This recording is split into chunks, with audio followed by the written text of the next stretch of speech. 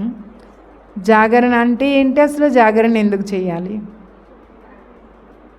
జాగరణ అంటే ఏంటండి? జాగరణ అంటే ఏంటి చెప్పాలి. ఈరోజంతా జాగరణ చేస్తున్నాం కదా, రాత్రి 12 గంటల వరకు. మరి జాగరణ అంటే ఏంటి? ఏం చేయాలి? చేయాలి మరి జాగరణ అంటే? ఎవరు చెప్పట్లేదు. ఈరోజు జాగరణే చేస్తున్నాం కదా.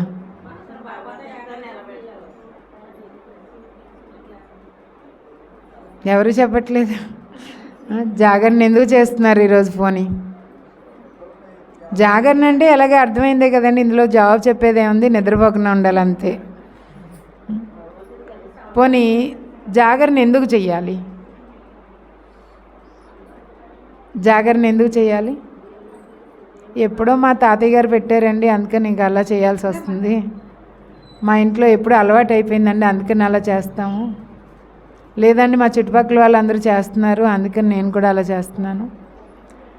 మా ఊర్లో వాళ్ళందరూ కలిపి ఒక ఆటో పెట్టుకుని అన్ని చోట్ల తిరుగుతూ ఉంటాను రాత్రి అంతా, పుణ్యం వస్తుందట కదా, అందుకని చేస్తున్నాము అంటారా? ఇలా చాలా కారణాలు చెప్తారు. ఒక్కొక్కరు ఒక్కో రకమైనటువంటి కారణం చెప్తుంటారు. అంటే వాస్తవానికి ఫైనల్గా అందరి యొక్క ఆలోచన ఏంటి అంటే, ఈ జాగరణ చేయడం ద్వారా పుణ్యం వస్తుంది. ఇది కూడా పుణ్యం అనే చెప్తుంటారు. జాగరణ ఎందుకు చెయ్యాలి అంటే పుణ్యం వస్తుంది అని. పుణ్యం కోసమేనా అండి జాగరణ? పుణ్యం కోసమేనా? పుణ్యం కోసమా అన్నవాళ్ళు చేతులు ఎత్తండి. పాపం కోసమా? ఎవరు ఎత్తట్లేదు మరి. పుణ్యం కోసం అన్నవాళ్ళు చేతులు ఎత్తండి. జాగరణ పుణ్యం కోసము అన్నవాళ్ళు చేతులు ఎత్తండి. పాపాలు చేయకుండా ఉంటామన్నా. శుభ్రంగా నిద్రపోతే అసలు పాపమే కాదు కదా. హాయిగా నిద్రపోతే కళ్ళు మూసుకుని ఉదయం ప్రశాంతంగా లేస్తాం, ఇంకా అసలు పాపమే జరగదు ఇంకా, అవునా కదా? మరి అలాంటిది శుభ్రంగా నిద్రపోయేది ఆపేసుకుని ఒకరోజు 12 గంటల వరకు కూర్చుని దీని ద్వారా పుణ్యం వస్తుంది అండి అంటూ చాలామంది ఏంటంటే ఆ రోజు ప్రత్యేకించి టీవీలో ఎక్స్ట్రా ప్రోగ్రామ్స్ ఇస్తుంటారు. కొంతమంది అయితే కనుక ప్యాకెట్లు ఆడతారట. ఇది కూడా చెప్పారు ఎవరు. ఏదో ఒకలాగా నైట్ అవుట్ చేసేయాలి కాబట్టి. ఒకసారి ఆలోచించండి, సినిమాలు చూసే కంటే,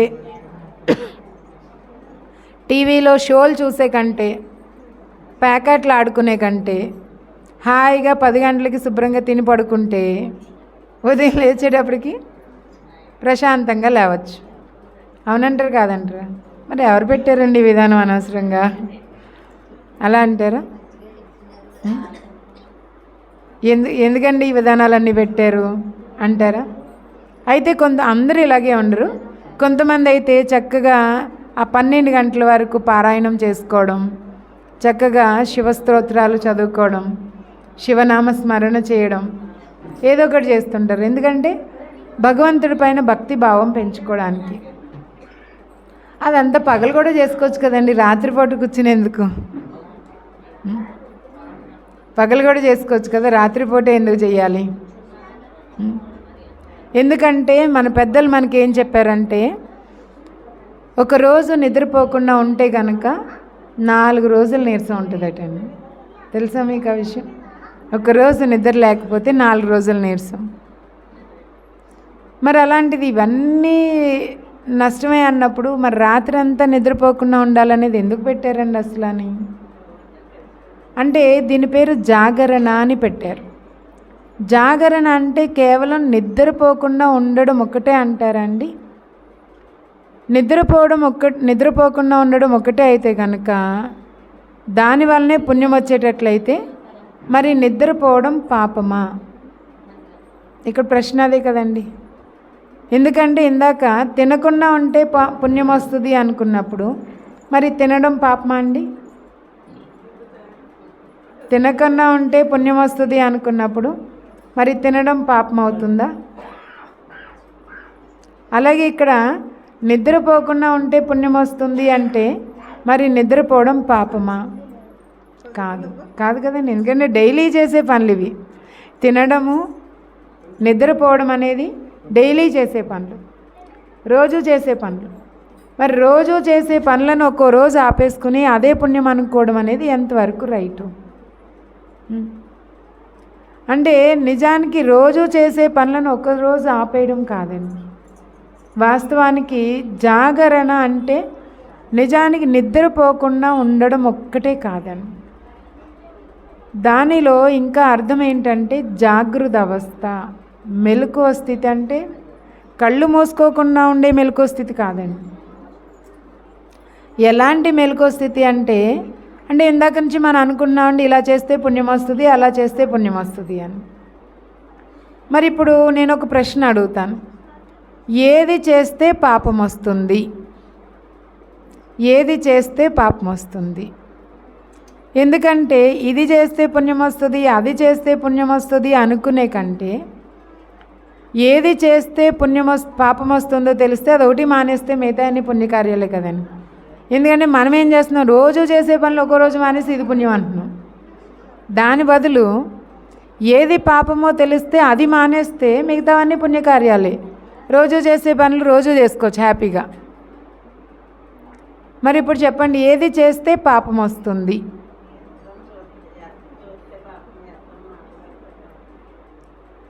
ఏది చేస్తే పుణ్యం వస్తుంది చెప్పండి, పాపం వస్తుంది చెప్పండి.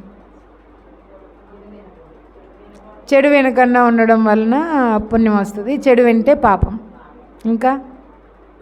ఇంకా దేని వలన పాపం వస్తుంది? ఇంకా అన్నీ కలిపి ఒకటే, వ్యర్థం. ఇంకా చెప్పండి. ఇంకేమీ లేదా? అసలు మనకు పాపమే జరగట్లేదా? మనం అసలు పాపం చేయట్లేదు, అంతే, అందరూ పుణ్యాత్మలే. చెప్పండి, దేని వలన పాపం వస్తుంది అంటారు? ఎవరినైనా అనవసరంగా నిందిస్తే పాపమే. ఇంకా ఏది చేస్తే పాపం వస్తుంది? అబద్ధం ఆడడం పాపం. ఇంకా అబద్ధం ఎందుకు ఆడాల్సి వస్తుంది అంటారు? అబద్ధం ఎందుకు ఆడాల్సి వస్తుంది అంటే అబద్ధం అనేది చిన్నది, దానికంటే పెద్దవి ఇంకా ఉన్నాయి.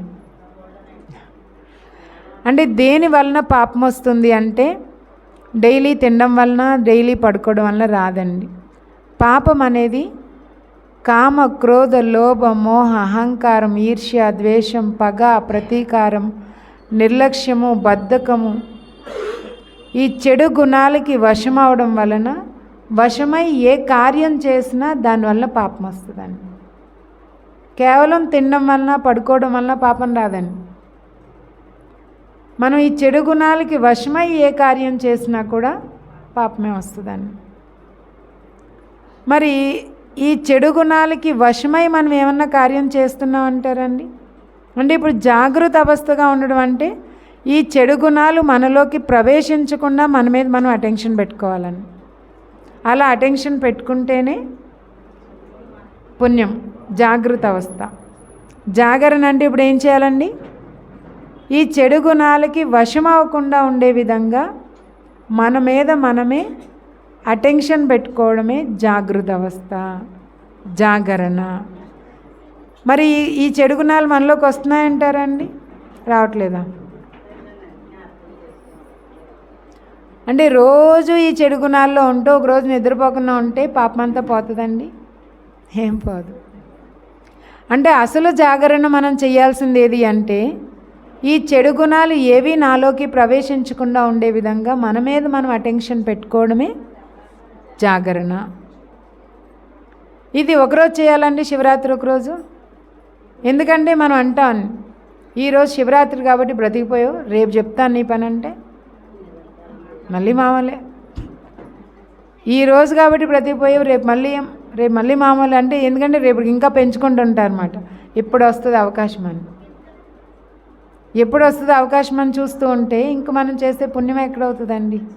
పాపమే అవుతుంది కదా. దానికోసం ఎదురు చూస్తూ చెడు కార్యం జరిగేలాగా చేస్తే అది పాపమే అవుతుంది. అందుకే భగవంతుడు ఏమంటారంటే ఈ చెడు గుణాలకి వశం అవ్వకుండా ఉండండి. కానీ ఇప్పుడు ప్రతి వ్యక్తి కూడా ఈ చెడు గుణాలలోనే జీవిస్తున్నారు. అవునంటారు కాదంటారా? ఇది అంగీకరిస్తారా? మీరు అలా అనకండి, మేము చాలా మంచిగా ఉంటాము, మేము అస్సలు ఒక్కటి కూడా తప్పు చేయము, అసలు ఈ చెప్పిన గుణాలు ఒక్కటి కూడా మాలో లేదండి అన్న వాళ్ళు ఎవరినో ఉంటే చేతులు ఎత్తండి. ప్రతి ఒక్కరిలా ఉన్నాయి, కంపల్సరీ ప్రతి ఒక్కటి ఏదో ఒకటైనా ఉంది. ఉందా అండి? లేదండి? ఈ రోజుల్లో అందరిలో కూడా ప్రతీకార భావన, లేకపోతే ఎదుటి వాళ్ళని చూసి ఈర్ష్య, ద్వేషం. చాలామంది అంటుంటారండి, నాకు వాళ్ళ ముఖం చూడాలంటే చాలా ఇబ్బందిగా ఉంది, అందుకే నేను వాళ్ళ ముఖం చూడను, ఇంక వాళ్ళ దగ్గరికి వెళ్ళను. అంటే ముఖాన్ని చూడడానికి కూడా ఇబ్బంది పడే అంత చెడు భావాలు పెట్టేసుకుంటున్నారండి, అంత ద్వేషభావం.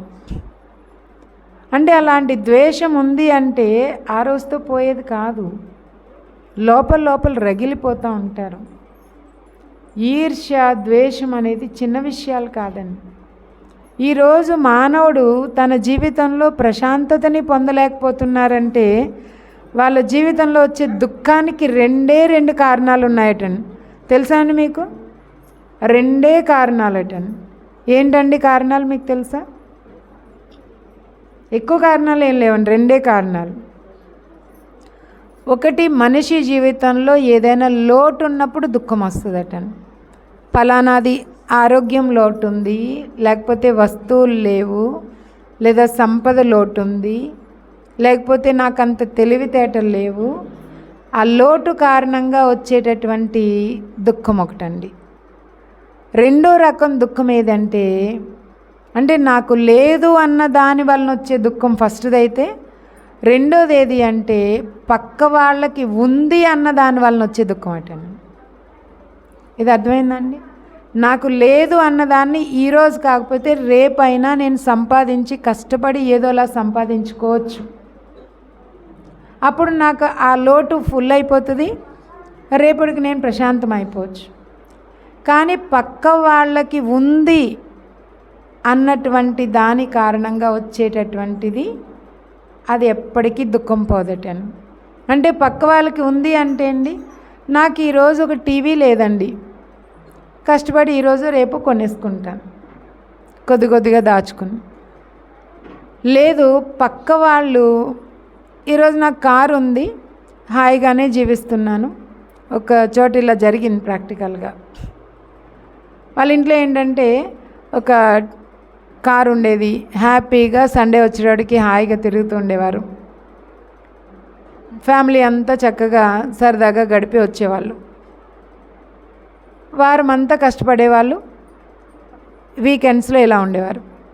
అయితే ఒకరోజు ఏమైందంటే వాళ్ళ పై పోర్షన్లో ఇంకొకరు కొత్తగా అద్దెకొచ్చారు. వాళ్ళకేమో ఇంకా మంచి కారు ఉందండి, కొత్తగా కొనుక్కున్న కారు వచ్చింది. అయితే వీళ్ళకి ఆ కారు చూసేటప్పటికి ఈరోజు వాళ్ళకున్న కారు ఇబ్బంది పెట్టడం మొదలుపెట్టిందండి. ఎందుకంటే అప్పటి వరకు నేను కారుని ఎంజాయ్ చేశాను, కానీ ఇప్పుడు పక్క వాళ్ళకున్న కారు కారణంగా వాళ్ళ కొత్త కారు, నా కారు ఇప్పుడు ఈ సౌండ్ వచ్చేస్తుంది, ఈ డొక్కు కారు, ఈ కారులో ఏం తిరుగుతాము అంటే ఆ దాని ద్వారా అసంతృప్తి మొదలైందండి. అంటే ఎందుకండి అలాగా? నాకున్నది ఏదైతే ఉందో దాంతో ఈరోజు వరకు సంతృప్తి చెందాను. ఇప్పుడేమవుతుంది అంటే పక్క వాళ్ళకున్న దాన్ని చూసి, వాళ్ళది మంచి కారు, వాళ్ళు ఏకంగా 15 లక్షలు పెట్టి కొనుక్కున్నారు అంటే నేను అది చూసి బాధపడుతున్నాను. అంటే నాకున్న దాంతో తృప్తి పోయిందని, నాకున్నది లోటుగా అనిపిస్తుంది ఇప్పుడు. అంటే ఈ దుఃఖం ఎప్పటికైనా పోతుందండి. ఎందుకంటే ఈరోజు వాళ్ళు కొత్త కారు కొనుక్కున్నారు, ఏదో ఒకలాగా నేను అప్పు పెట్టేసి ఏదో ఒకలాగా కష్టపడి మొత్తం మీద ఆ పెద్ద కారు కొనుక్కోవడానికి ప్రయత్నం చేసి ఈ లోన్ తెచ్చుకొని కొనేసుకున్నానండి.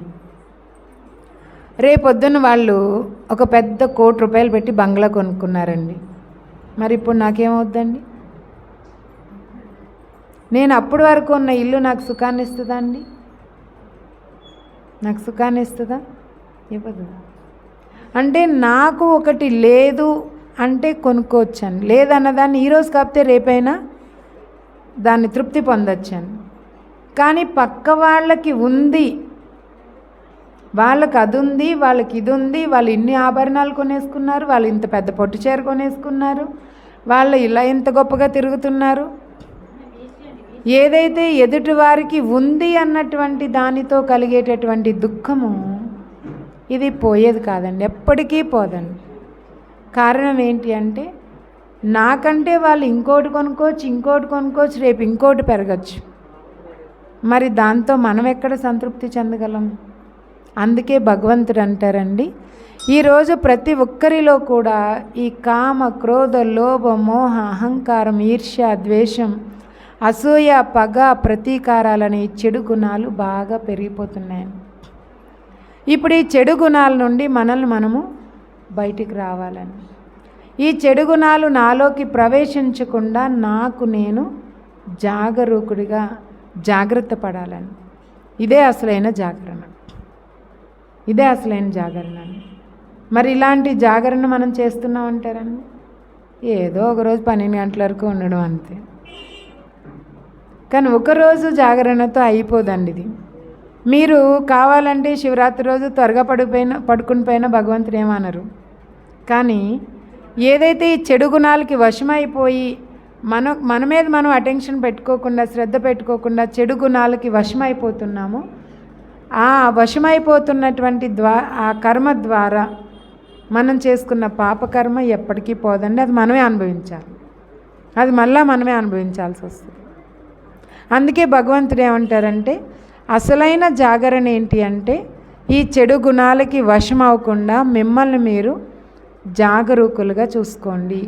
అమ్మో నాలోకి కోపం వచ్చేస్తుంది, నేను ఈ కాసేపు మాట్లాడకుండా ఉంటాను, కాసేపు తర్వాత మాట్లాడతాను. నాకు ఇప్పుడు ఫలానా వస్తువు మీద వ్యామోహం కలుగుతుంది, ఎందుకులే ఎన్ని వస్తువులు ఉంటే ఎవరన్నా పట్టుపోతున్నారా ఏంటి అని నన్ను నేను లోపల తమాయించుకుంటూ ఉంటే అప్పుడు నిజానికి మన జీవితాన్ని ఉన్నతంగా తీర్చిదిద్దుకోవచ్చు. అందుకని అసలైన జాగరణ అంటే ఏంటి? మనలోకి చెడు గుణాలు ప్రవేశించకుండా మనల్ని మన మీద అటెన్షన్ పెట్టుకోవడం అండి. మరి ఈరోజు నుంచి ఈ జాగరణ చేయొచ్చు అంటారండి? మీరు ఆ జాగరణ చేస్తే చేయండి, లేకపోతే మానేయండి. భగవంతుడు అంటారండి ఈ జాగరణ మాత్రం తప్పకుండా చేయండి.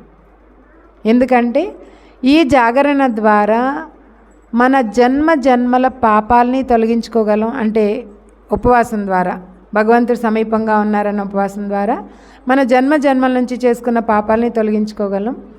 ఈ చెడు గుణాలు మనలోకి ప్రవేశించకుండా మనం చేసే జాగరణ ద్వారా మన వలన ఇంకెప్పటికీ పాపాలు జరగకుండా ఉంటాయండి. మరి ఇలాంటి జాగరణ చేయొచ్చా అండి? అందరూ ఈ విధమైన ఉపవాసం చేయొచ్చా అండి? రోజు చేయొచ్చా అండి? అప్పుడప్పుడు చేయాలా? రోజు చేయాలండి. ఇప్పటి వరకు చేసినా చేయకపోయినా కనీసం ఈరోజు భగవంతుడు మనకు అర్థం చేయించే విషయం ఏంటంటే ఈ సృష్టి అనేది పరివర్తన అవుతుంది, మళ్ళీ ఉన్నతంగా అవుతుంది. ఈ ఉన్నతమైన సృష్టి తయారవడం కోసము ఇప్పుడు మీరు మీ జీవితాన్ని ఉన్నతంగా తీర్చిదిద్దుకోండి అని చెప్తున్నారు. అలా ఉన్నతంగా తయారు చేసుకోవడం కోసము భగవంతుడు మనకి ఈ విషయాలను అర్థం చేయిస్తున్నారు. కాబట్టి కలియుగ అంతిమంలో ఇప్పుడు ఈ కొద్ది సమయమైనా మన జీవితాన్ని మార్చుకోవాలి, ఈ విధంగా శ్రద్ధ పెట్టుకోవాలి. అందుకని ఏంటంటే ఇలాంటి జాగరణ, ఇలాంటి ఉపవాసము ప్రతిరోజు చేయొచ్చు మాట. అందుకని ఈరోజు నుంచి మీరు శ్రద్ధ పెట్టుకోండి. ఈ విధమైనటువంటి జాగరణ ఉపవాసం చేయడం ద్వారా మీ జీవితాన్ని ఉన్నతంగా తీర్చిదిద్దుకోవచ్చు మాట. అయితే ఈరోజు నుంచి అందరూ సంకల్పం చేసుకోండి, ప్రతిజ్ఞ చేసుకోండి.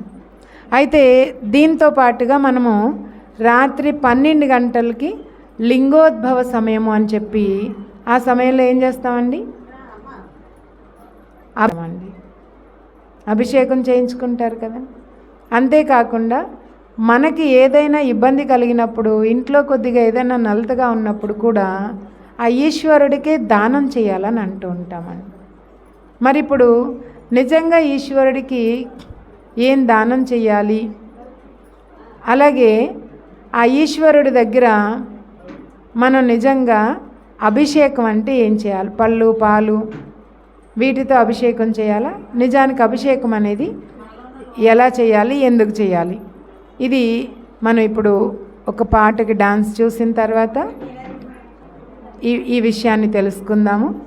అభిషేకం అంటే ఎందుకు చేయాలి, ఎలా చేయాలి? నిజానికి దానము ఈశ్వరుడి దగ్గర ఎందుకు చేయాలి? ఈశ్వరుడి దగ్గర దానం చేయడం ద్వారా మనకున్నటువంటి గ్రహణం తొలగిపోతుందని, లేకపోతే మన గ్రహబలం సరవుతుందని ఇవన్నీ చెప్తూ ఉంటారు కదా. అది ఎందుకు అనేది తర్వాత తెలుసుకుందాము.